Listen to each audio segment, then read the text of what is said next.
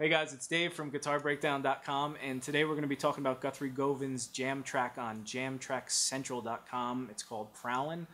I'm not going to break it down note for note or anything. You can go over there and get the transcription. But what I'm going to talk about is what I think really makes this track, which is it's pretty straightforward as far as the chords and his note choices. It's more in his articulation of the notes, like the way he slides in and out of notes.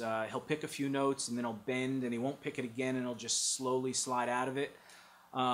It's pretty awesome, and of course it's his guitar tone and his authority in which he plays. But so we'll break this down, and I hope you enjoy it. Okay, I'll see you in the next video. Alright, so the first part of this Prowling Blues, again, I'm not going to go note for note over the whole thing, and this is actually one that you can figure out pretty easily because it's a fairly clean, broken up tone, so if you slow it down a little you can figure it out. But again, the transcriptions are great, so I hear. But what he does in this, when he plays these slow things, the coolest part are the little subtle, again, the articulations that he does, whether he picks, he bends, he sometimes he cuts notes off, he chokes them off, and that's what he does at the beginning of this. So he slides down from this 9th fret on the D string, so it's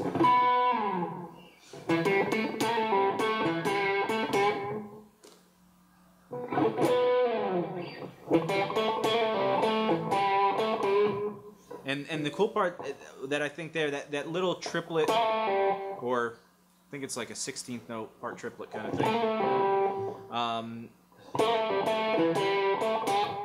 But when he cuts that last note off, he's actually starting to bend it up like a quarter bend. I just think that's so cool, just those little kind of subtleties. So,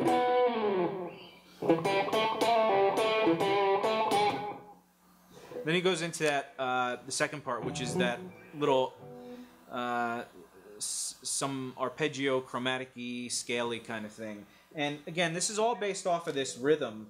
A good thing to do. A lot of people get into these jam tracks and they learn the solos, but they don't actually learn the rhythm part. So they don't really even know. They know basically it's in this key, but they don't know what chords and why those notes actually work. And I find that to be the most interesting part. Because you'll hear something that just works so well, and you're like, "What is that?" And most of the times, it's because it's outlining an arpeggio, or it's really targeting the primary notes in the chord, the root, the third, the fifth, sometimes the 9th or the 6th or the 11th or whatever. I mean, that's pretty much the whole scale. But you get my point. But so this little arpeggio run that he does. Well, back to the rhythm. So the rhythm basically is.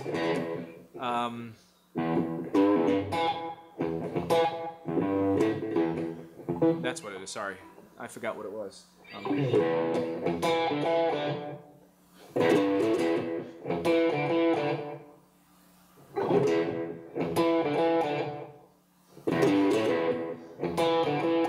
And that's the whole thing pretty much until it goes to the C major 7 chord. That's just an E to another E note. So it's an E note bass, and then an E note skipping the next string going to the D string, 2nd fret. So, and then you pull off to the open string. So, And that he's walking up from the low E note to the 3rd fret to the 5th fret on the low E string.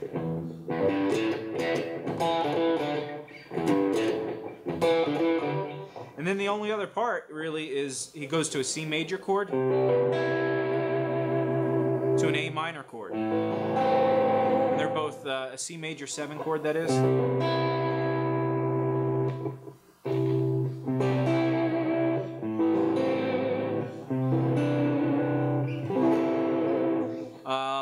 And that's the tune basically. But again, if you understand that he's working in the key of E minor, this little arpeggio run kind of makes sense. So he starts off with basically a D major arpeggio, D, F sharp, and A, and that's the 5th fret A string with your 2nd finger, 4th fret D string with your 1st finger, and pinky on the 7th fret of the D string. So, and then he does a chromatic run basically. He's doing basically from that 7th fret D string to the 6th fret D string to the 5th fret D string. So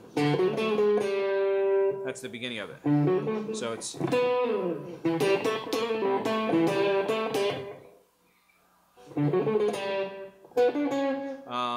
and what you could think that is basically is, again, if you're in the key of E minor, that could be the 2 chord of a D major. So you can use that D major arpeggio over an E, and it works. And basically, really, besides that arpeggio, when he walks down, he's really doing all those notes to lead up to this walk down of the 5th fret on the D string, which is actually a G note, and that's the minor 3rd of the E minor chord, which this whole groove is in. So that lick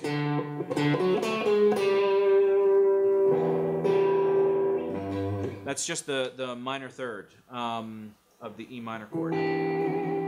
And so you can consider everything previous to that to just be leading up to that target note. And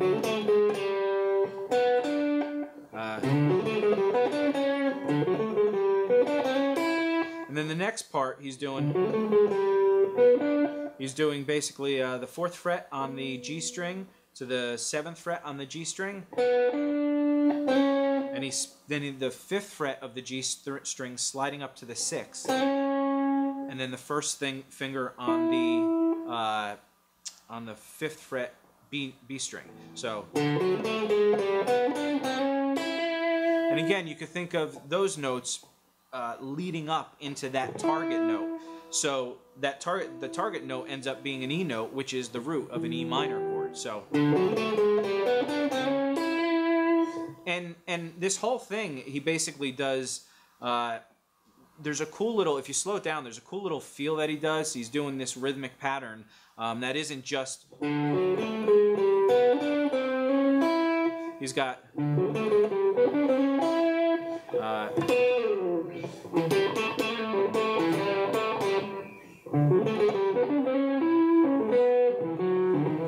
so he's got that little rhythmic spastic thing going on. But what's really cool too is if you listen to how he accentuates the notes. That's what this is all about. This whole tune. It's, well, I don't know what it's about. Could have other meanings to it. I don't know. But he articulates some notes louder and softer, and especially when you're playing a slower tune, that's so important to really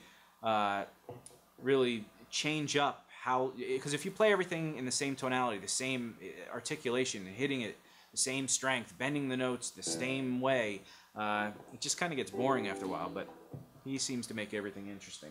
But again, this lick, in the very beginning, he hits that first note pretty loud, and then the 2nd, 3rd, and 4th note are a little quieter until he targets that 5th note. So, I'm sorry.